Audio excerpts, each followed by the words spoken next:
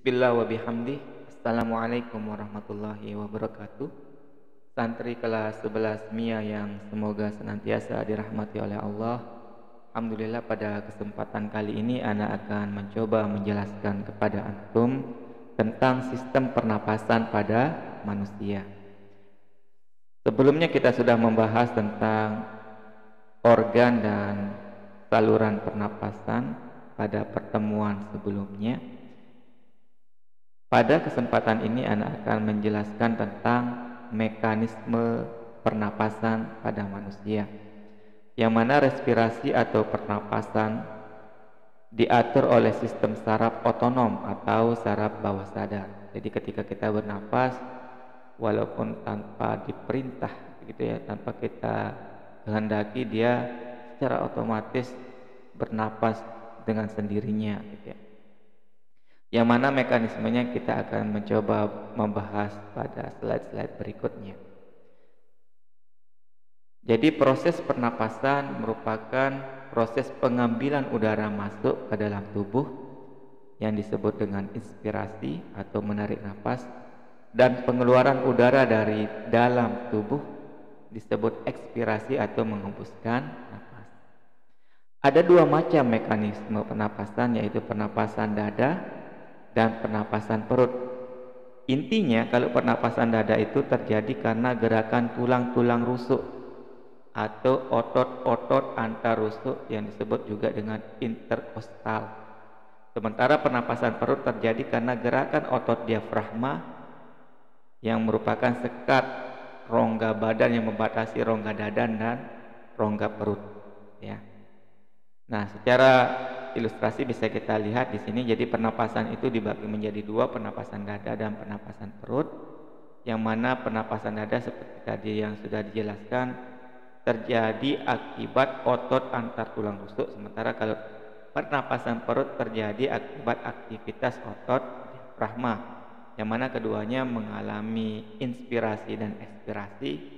Inspirasi tadi sudah kita jelaskan sebagai apa? Proses masuknya udara dari luar ke dalam ya, paru-paru. Sementara ekspirasi merupakan proses keluarnya udara dari dalam paru-paru ya, dari paru-paru ke lingkungan luar. Bisa juga disebut seperti itu. Oke, mekanisme pernapasan dada. Kita mulai dari pernapasan dada dulu. Jadi ketika terjadi inspirasi, tahapannya adalah otot antar tulang rusuk berkontraksi sehingga tulang rusuk akan naik dan rongga dada membesar, sehingga tekanan udara di dalam rongga dada menjadi lebih kecil daripada tekanan udara di luar, sehingga udara luar masuk ke paru-paru atau inspirasi. Bagaimana dengan ekspirasinya? Jadi tahapannya seperti ini. Otot antar tulang rusuk berelaksasi atau mengendur. Kalau yang inspirasi tadi berkontraksi gitu ya, kalau yang ekspirasi berelaksasi.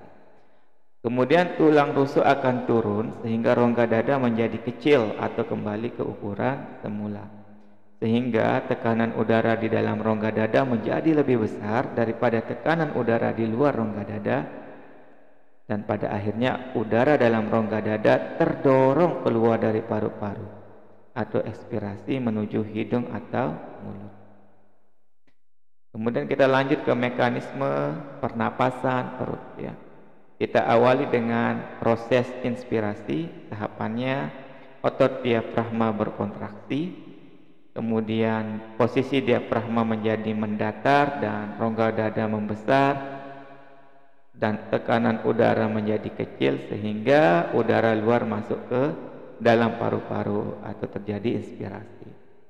Kemudian untuk proses ekspirasinya adalah otot diafragma berelaksasi kembali ke posisi semula, kemudian rongga dada mengecil dan tekanan udara menjadi lebih besar, dan pada akhirnya udara keluar dari paru-paru atau terjadi ekspirasi.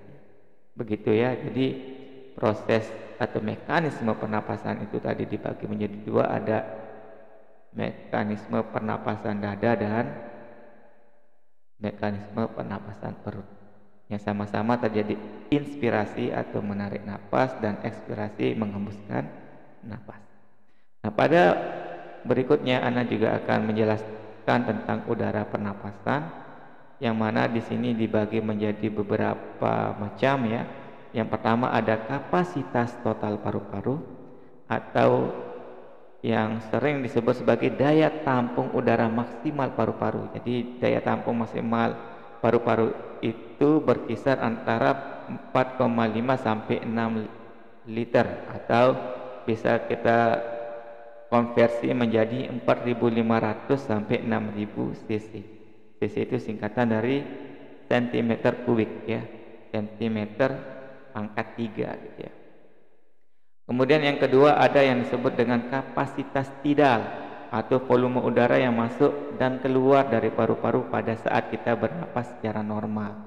Nah, ketika kita bernapas secara normal biasanya nilai volumenya berkisar antara 0,45 sampai 0,5 liter. Kemudian ada cadangan inspirasi, ini nilainya 1,5 liter ya ketika kita menarik napas sedalam-dalamnya. Kemudian ada cadangan ekspirasi juga sama, nilainya 1,5 liter, ini berarti menghembuskan napas sekuat-kuatnya. Kemudian ada kapasitas vital paru-paru, yaitu udara yang masuk dan keluar pada saat kita menghirup napas dan menghembuskan napas sekuat-kuatnya. Berarti ini kita tinggal jumlahkan ya, 1,5 tambah 1,5 tambah 0,5, jadi sekitar 3,5 liter. Kemudian ada juga yang disebut dengan udara residu, jadi udara yang tersisa di dalam paru-paru ya. Jadi ada udara yang tersimpan di dalam paru-paru sebesar 1,5 liter. Jadi grafiknya bisa kita lihat seperti ini gitu ya. Ini menunjukkan volume dalam liter gitu ya, 0 sampai 6 liter. Kemudian ini adalah proses-prosesnya. Contohnya di sini adalah kapasitas tidal. Tadi pada pernapasan normal biasanya setengah liter gitu ya. Kemudian seiring kita melakukan aktivitas tambahan kerja dan sebagainya, tentunya kapasitas tidal akan meningkat. Ini bisa dilihat lebih detail ya. Kemudian untuk mengukur kapasitas paru-paru bisa kita menggunakan alat yang disebut dengan spirometer. Jadi alatnya seperti ini ya. Semoga yang sedikit ini bisa bermanfaat. Kurang lebihnya mohon maaf. Tetap semangat belajar. Wabillahi taufiq wal hidayah. Wassalamualaikum warahmatullahi